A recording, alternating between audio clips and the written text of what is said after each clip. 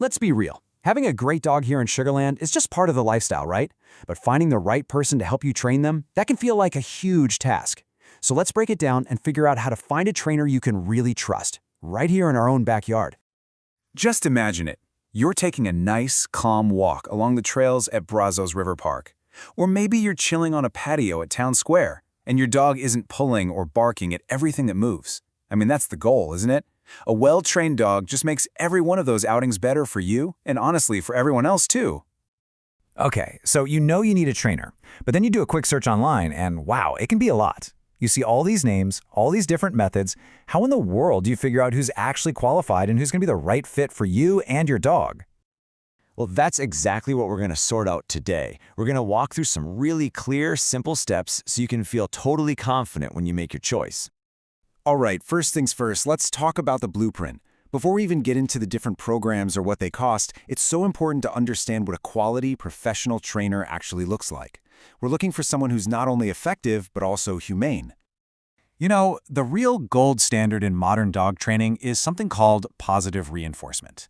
And this is not just about bribing your dog with treats. It's a whole philosophy, really. It's about rewarding your dog for making good choices, which helps build a partner who actually wants to work with you. The end result? A calm, reliable companion for life. Okay, this is a really crucial point for anyone with a dog in Texas. The state doesn't have a specific license for dog trainers. That's why these professional certifications are so important. They show that a trainer is serious about their craft, that they're committed to high standards, and that they keep learning. So, when you see these letters after a trainer's name, that's a really good sign of professionalism. Definitely something to look for. All right, let's get into the practical side of all this. We're going to look at the different kinds of training programs you'll find, and of course, what you can expect to budget for them right here in the Sugarland area. So you're generally going to see two main options. On one hand, you've got group classes. These are awesome for socialization and for practicing commands with other dogs and people around. You know, perfect prep for a busy day at the park. Then you have private lessons. These are all about you and your dog, tailored to your specific needs. And they're great for tackling those issues that happen right in your own home, like jumping on guests or going nuts when the doorbell rings. And speaking of budgets, here's a rough idea of what costs look like in our area. A 6-week group class, for example, might run you a few $100. Private lessons are usually priced per session. And then you have the more intensive stuff, like a board and train program, which, as you can see, is a much bigger investment. But hey, this gives you a realistic financial picture to start with. Okay, so let's say you found a few trainers that look promising. Now what? Well, now it's time to interview them. A consultation is your chance to really make sure they're the right fit. And I've got the must-ask questions you'll want to have ready. You'll want to start with this one. Their answers should really line up with those positive reinforcement methods we talked about earlier. It's also the perfect time to just confirm those professional certifications we mentioned. Now, this next question is so important. Training isn't a one-and-done kind of thing.